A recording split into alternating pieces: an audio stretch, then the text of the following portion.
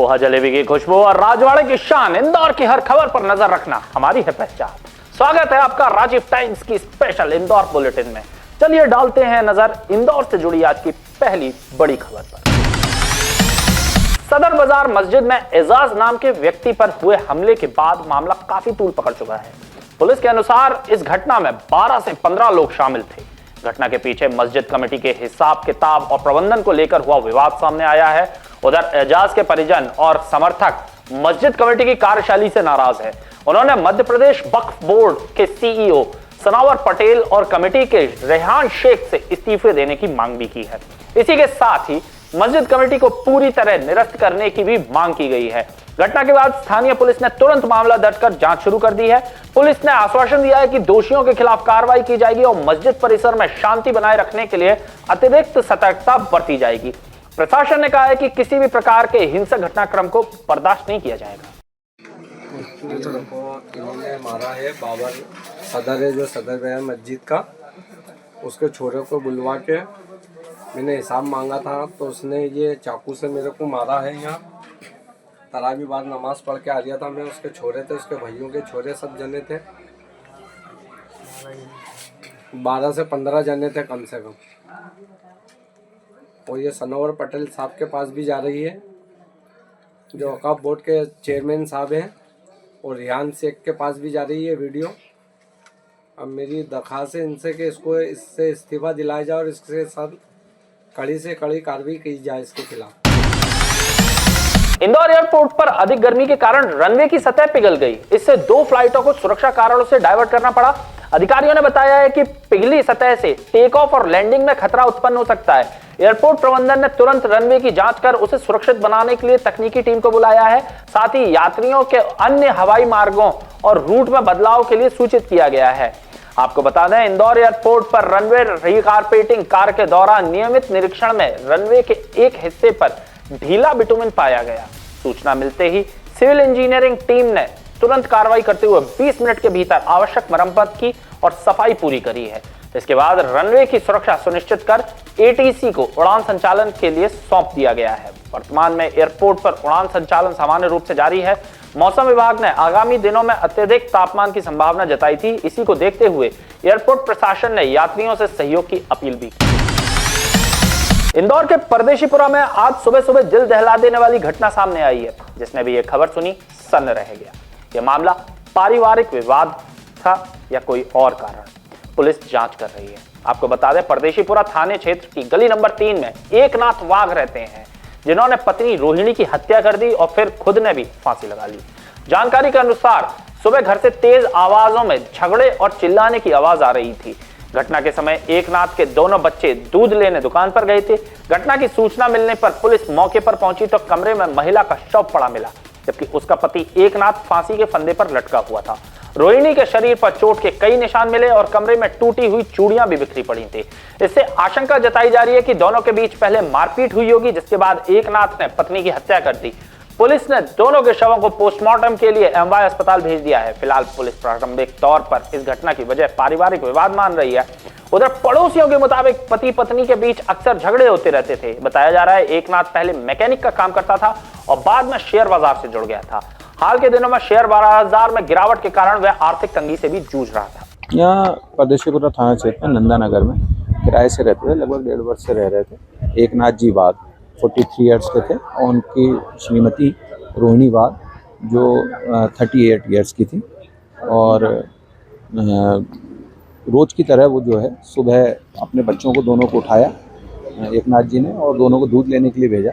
जब वो दूध लेके लगभग 15-20 मिनट बाद दोनों बच्चे लौटे तो उसके बाद उन्होंने देखा कि उनके पिता जो है वो सामने के कमरे में साड़ी से फांसी लगाए हुए हैं। जब अपनी माँ के पास गए उठाने के लिए तो माँ भी मृत अवस्था में मिली।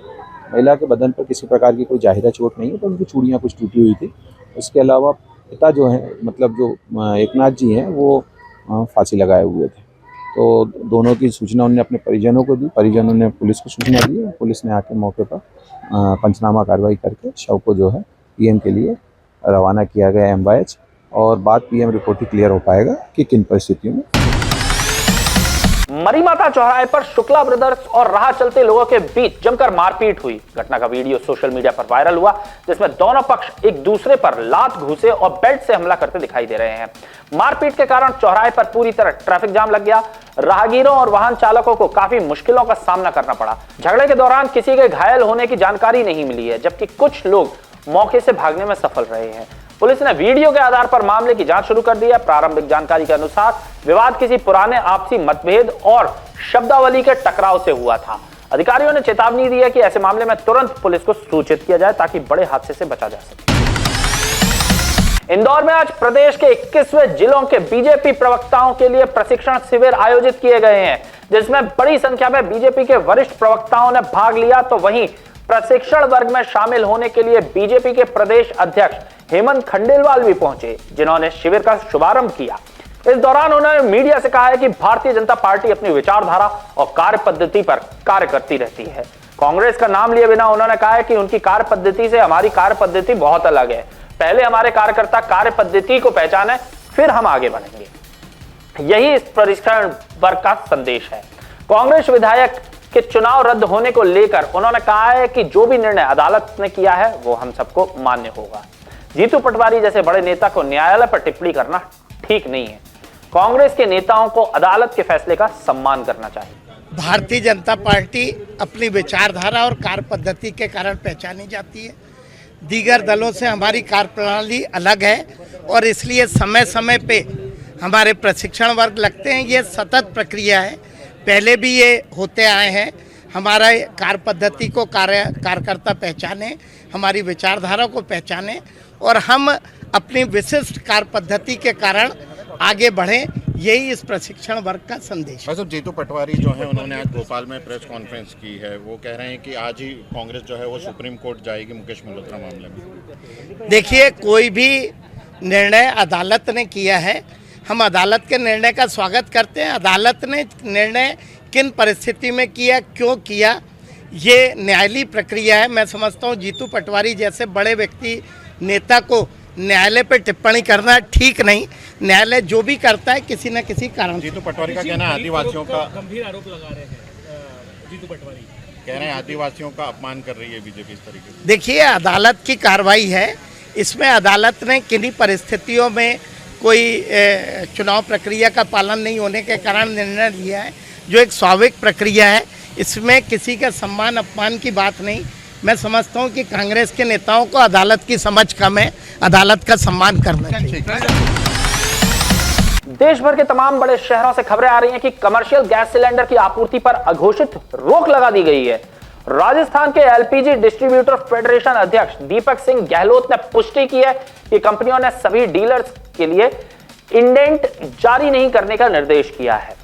बेंगलुरु में होटल एसोसिएशन एक दिन पहले कह चुका है कि गैस नहीं मिलने पर आज से होटल रेस्टोरेंट बंद रहेंगे। पंजाब में एजेंसियों को कमर्शियल सिलेंडर की सप्लाई पिछले 3 दिन से नहीं हुई है। तेलंगाना, आंध्र प्रदेश में भी कमर्शियल गैस डिस्पैच सीमित कर दिए गए हैं। उधर चेन्नई, कोयंबटूर में नए कमर्शियल सिलेंडर की डिलीवरी अस्थायी रूप से रोक दी गई है। कोलकाता में भी लॉक इन पीरियड लागू कर दिया गया है ताकि जमाखोरी रोकी जा सके। इधर केंद्र सरकार ने घरेलू गैस सिलेंडर यानी 14 किलो वाले की बुकिंग समय 21 दिन से बढ़ाकर 25 दिन कर दिया है। हालांकि सरकार कह रही है कि अभी हालात सामान्य हैं, ऐसे में आगे क्या हालात बनेंगे ये तो समय बताएगा। इंदौर के भागीरथपुरा में दूषित जल पीने से एक के बाद एक कई लोगों की मौत हो चुकी है। 2 महीने पहले डायरिया और हैजा फैलने से 1000 से अधिक लोग बीमार पड़े थे, जिनमें से 450 से अधिक लोग अस्पताल में भर्ती हुए। नगर निगम ने इलाके में नर्मदा लाइन बिछा दी है, लेकिन अधिकांश निवासी नई लाइन से कनेक्शन नहीं ले पाए हैं। हौज तक पाइप लाने के लिए खुदाई करनी होती है, जिसके लिए खर्च अधिक होने के कारण लोग बच रहे हैं। आपको बता दें, कई घरों में अस्थायी पाइप और जल टैंकरों से पानी पहुंचाया जा रहा है, पर सकरी गलियों में टैंकर नहीं पहुंच पा रहे हैं, जिससे गंभीर जल संकट बना हुआ है। अस्थायी कनेक्शन से पानी में गंदगी मिलने का खतरा बना हुआ है। कई जगह सड़कें भी खराब हो गई हैं, जिससे रहवासियों ने पैचवर्क की मांग की है। उधर कोर्ट ने मामले की जांच के लिए आयोग गठित कर दिया है और लोगों से दूषित जल से जुड़ी समस्याएं सुनने के लिए अपनी कार्रवाई शुरू कर दी है। रुक करते अगली खबर की तरफ। बीएड प्रथम वर्ष के परीक्षा परिणाम में गड़बड़ी के विरोध में दोनों छात्र संगठन एनएसयूआई और एबीवीपी मैदान में उतर आए हैं। एनएसयूआई कार्यकर्ता जावेद खान ने कहा है कि प्रदर्शन छात्र हित में किए जा रहे हैं। पिछले 5 वर्षों में बीएड के परिणाम लगातार खराब आ रहे हैं और विश्वविद्यालय को इस दिशा में ध्यान देना चाहिए। एनएसयूआई और अन्य छात्र संगठन ने मांग की है कि सभी कॉपियों की फिर से जांच की जाए। अनुभवी शिक्षकों द्वारा ही ये जांच होगी। प्रभावित छात्रों का कहना है कि उन्होंने पहले ही वही विषय पढ़ा है जो बीएड में पढ़ाया जा रहा है, फिर भी उन्हें फेल कर दिया गया। कई छात्र वर्ग 3 में सिलेक्ट हो गए हैं लेकिन बीएड में फेल हो गए हैं। छात्रों का आरोप है कि बड़ी संख्या में विद्यार्थियों के साथ अन्याय हुआ है और विश्वविद्यालय को निष्पक्षता सुनिश्चित करने के लिए तुरंत कदम उठाने चाहिए। इंदौर महानगर ने भी देवी अहिल्या विश्वविद्यालय में बीएड प्रथम वर्ष के परीक्षा परिणाम में गड़बड़ी के विरोध में प्रदर्शन किया। एबीवीपी का कहना है कि परिणाम में गंभीर त्रुटियां सामने आई हैं, जिससे बड़ी संख्या में विद्यार्थियों के साथ अन्याय हुआ है। एबीवीपी के महानगर मंत्री देवेश गुर्जर ने बताया कि लगभग 4000 छात्र पढ़ते हैं, जिनमें 3800 फेल हो गए हैं। संगठन ने मांग की है कि 10 मेरिट वाले छात्रों की कॉपियां चेक की जाएं और यदि उसमें कोई पास पाया जाता है तो सभी छात्रों की कॉपियां निःशुल्क जांची जाएं। हमारी मांग ये है कि कुछ समय पहले बीएड प्रथम वर्ष का रिजल्ट आया था, उस रिजल्ट में 5% से भी कम छात्र उत्तीर्ण हुए हैं। इतनी बड़ी संख्या में छात्र कैसे फेल हो सकते हैं, उनको एटीकेटी कैसे आ सकती है, इसको लेके आज हम लोग यहाँ ज्ञापन देने पहुंचे। हमारी मांग ये है कि हमने कुछ चुनिंदा 10 मेरिट छात्र ऐसे चयनित किए हैं, उनकी कॉपी चेकिंग होनी चाहिए और अगर उनमें से भी कोई छात्र पास होता है तो जितने भी बीएड के छात्र हैं उन सभी की कॉपी निःशुल्क रीचेकिंग होनी चाहिए। ये हमारी मांग है और इसको लेकर आज हम अभी ज्ञापन देंगे कुलगुरु महोदय को। अगला कदम ये रहेगा कि हम लोग अभी मांग करेंगे हमारी, और अगर नहीं मानता विश्वविद्यालय तब तक हम आंदोलन करेंगे। बीएड में कितने स्टूडेंट हैं और कितने को फेल किया गया है? करेक्ट आंकड़ा तो अभी आया नहीं, पर लगभग 4000 के लगभग स्टूडेंट है, जिसमें से 3800 के लगभग स्टूडेंट फेल है, एटीकेटी आई है जिनको, और 550-600 स्टूडेंट फेल है। एक्चुअली मैं ये कहना चाह रही हूँ, बीएड का रिजल्ट इतना डाउन क्यों आ रहा है? हम डीएड करके आए हैं, डीएड के बाद हम बीएड करें, डीएड में हम ऑलरेडी वो सब्जेक्ट पढ़ चुके हैं, फिर भी हमारा बीएड का रिजल्ट डाउन आ रहा है। देन जिस दिन 27 तारीख को हमारा बीएड का रिजल्ट आया, उस दिन वर्ग 3 का मेंस का भी रिजल्ट आया। मैं उसमें सिलेक्टेड हूँ और यहाँ बीएड में मुझे रोका जा रहा है। वर्ग 3 मेंस में मैं सिलेक्टेड हूँ और बीएड में मैं क्या इतना डाउन परफॉर्म करूँगी कि हमें एटीकेटी देन फेल ही किया जा रहा है। यही क्वेश्चन है मेरा यूनिवर्सिटी से कि आप प्रोफेशनल डिग्री को प्रोफेशनल डिग्री की तरह आप चेक करें, इतनी हार्ड चेकिंग ना की जाए। प्रोफेशनल में हम हमारी लैंग्वेज में लिखते हैं ना, क्वेश्चन को समझेंगे देन हम उसको लिखेंगे। ये उस चीज को नहीं समझ रहे, पूरा बुक तो हम उसको छाप नहीं सकते। देन डीएड के बाद अगर बीएड कर रहे हैं तो आपको इस चीज को समझना चाहिए कि ऑलरेडी हम वो सब्जेक्ट पढ़ कर आ रहे हैं। देखिए, ये जो आंदोलन हो रहा है ये छात्र हित के लिए हो रहा है। मैं आपको बताना चाहता हूँ कि बीएड का रिजल्ट इतना ज़्यादा खराब आ रहा है कि हजारों की संख्या में छात्र फेल हो रहे हैं और कम से कम 60% हमेशा विद्यार्थी फेल या एटीकेटी से प्रभावित होता है। विश्वविद्यालय ने 5 वर्षों से जब बीएड का रिजल्ट खराब आ रहा है आज तक कोई कदम नहीं उठाया, तो विश्वविद्यालयों को इस ओर ध्यान देना चाहिए। इसके संबंध में आज हम लोग व्यापक तौर पर आंदोलन कर रहे हैं और हम बताने आए हैं कि बीएड फर्स्ट सेम का जो रिजल्ट खराब आया है, इसको सुधारने के लिए सिर्फ एक ही नीति काम आ सकती है कि आप पुनः कापियों को चेक कराएं, और इसको चेक कराने के लिए आप बाहर की विश्वविद्यालय का भी सहारा ले सकते हैं। और अगर आपको लगता है कि हमारे विद्यार्थी गलत है और उनकी कापियों में उन्होंने ठीक से नहीं लिखा है, तो सारी कापियां ऑनलाइन कर दो। आप विद्यार्थी खुद देख लेगा, पूरा प्रदेश देख लेगा, देश देख लेगा, ऑनलाइन सारी कापियों को कर दो। मगर ये ऐसा नहीं करेंगे तो हम इनके लिए रास्ता दे रहे हैं कि आप ये कापियों को फिर से चेक कराओ, योग्य टीचरों से चेक कराओ, क्योंकि इनके पास योग्य वैल्यूअर चेक करने वाले की कमी है। यही सबसे बड़ा कारण है कि विश्वविद्यालय के विद्यार्थी फेल हो रहे हैं। इंदौर के एलदासानी होटल्स एंड रिजॉर्ट के मालिक लक्ष्मण एलदासानी ने कलेक्ट्रेट में जन सुनवाई के दौरान डोमिनोज पिज्जा के खिलाफ शिकायत दर्ज कराई है। उनका आरोप है कि डोमिनोज पिज्जा ने उनके साथ किए गए 15 साल के लीज एग्रीमेंट का उल्लंघन किया है और उनकी संपत्ति को नुकसान पहुंचाया है। लक्ष्मण एलदासानी ने बताया है कि डोमिनोज पिज्जा को 30 लाख रुपए की राशि दी थी, जो पूरे 15 वर्षों के व्यवसाय संचालन के लिए थी, लेकिन डोमिनोज पिज्जा ने केवल 11 वर्षों में ही परिसर को खाली कर दिया, जिससे उन्हें आर्थिक हानि हुई है। उन्होंने बताया कि परिसर खाली करते समय डोमिनोज पिज्जा ने विद्युत wiring, fall ceiling, washroom fitting और मेरा राजेंद्र नगर एरिया में डोमिनोज जो कि जुबिलेंट फाइवर्स उनका फूड कंपनी है, उसके द्वारा रन किया जाता था, जो कि 15 साल के लिए लीज पे दिया गया था। 11 साल उन्होंने ये रन करा और टाइम के पहले चले गए। इसको करने के लिए हमारे कंपनी द्वारा 30 लाख रुपया उन्हें रेवेन्यू शेयरिंग के लिए दिए गए थे, और जिसमें कि वो उसका ब्यूटिफिकेशन करने वाले थे अपनी तरह से और अच्छे से, और दूसरा उसमें कुछ इक्विपमेंट्स लगाने वाले थे, और उसका जो बिल्डिंग थी वो तो ऑलरेडी तैयार थी और वो मेरा रनिंग में रेस्टोरेंट था। जाते वक्त उन्होंने 11 साल में खाली कर दिया, और जो उन्होंने सामान लिया था मेरे पैसे का, वो सामान वो पूरा उसको निकाल करके और खंडर करके गए हैं। और कुछ सामान हमारे द्वारा उनसे रोक लिया गया, नहीं तो वो सारी चीज़ ले जा रहे। उस जो सामान हमने रोका, जो कि हमारे द्वारा इन्वेस्ट किया गया था, उसका भी वो ले जाने के लिए हमें उन्होंने दिल्ली के वकील का नोटिस दिया गया कि आप ये सामान वापस करिए, नहीं तो हमारे द्वारा आपको दिल्ली कोर्ट में आना पड़ेगा और इस तरीके से कार्रवाई होगी ये। और जब हमारे द्वारा उन्हें उसका जवाब दिया गया तो आज दिनांक तक उन्हें सारे फ़ोटोग्राफ भेजे गए कि इस कंडीशन में दिया गया, तो उन्होंने आज तक कोई हमें जवाब नहीं दिया। उनके जितने भी ऑफिसर्स हैं, उनके जो भी ऑफिसर्स हमें टच में आते हैं, एक तो वो फ़ोन पे बात नहीं करते हैं, उन्हें ईमेल के द्वारा हमें करना पड़ता है। कोई अगर टच में आ भी जाता है तो वो आश्वासन देता है कि हम इसे ठीक करा करके देंगे और आपके साथ कुछ भी गलत नहीं होगा। पर आज करीब करीब 1 साल होने को आया है और आज दिनांक तक उन्होंने कुछ भी नहीं किया है। उस बीच में हमने राजेंद्र नगर थाने में उनके लिए अगेंस्ट कंप्लेन करी। उन्होंने मौका मुआयना करा, उस कंपनी वालों को बुलाया। पर क्या चाहते हैं जी, हम चाहते हैं कि एक उचित न्याय मिले और हमारा रेस्टोरेंट बना करके हमें वापस दे दिया जाए। जो इन्वेस्ट हमने किया हुआ है वो सामान हमें वापस दिया जाए। जिस नाम से शिकायत करी आपने? हाँ, कलेक्टर साहब से। कलेक्टर साहब में अभी हमने दिया है, मेरी बारी का मैं इंतज़ार कर रहा हूँ जी। मेरा नाम लक्ष्मण एल्दासानी है जी। धन्यवाद। वीडियो इनको दे दीजिए सारी। हर मंगलवार की तरह इस बार भी कलेक्ट्रेट में दरबार लगा, जहां लोगों ने अपनी पीड़ा सुनाते हुए न्याय की गुहार लगाई। कलेक्टर शिवम वर्मा ने सबकी समस्याओं को सुना और संबंधित विभाग को समय सीमा में निराकरण करने के निर्देश भी दिए हैं। उन्होंने मीडिया को बताया है कि आज जन सुनवाई में आर्थिक सहायता, स्कूल शिक्षा, मेडिकल स्वास्थ्य, परिवार विवाद जैसे विभिन्न मुद्दों पर आवेदन आए हैं।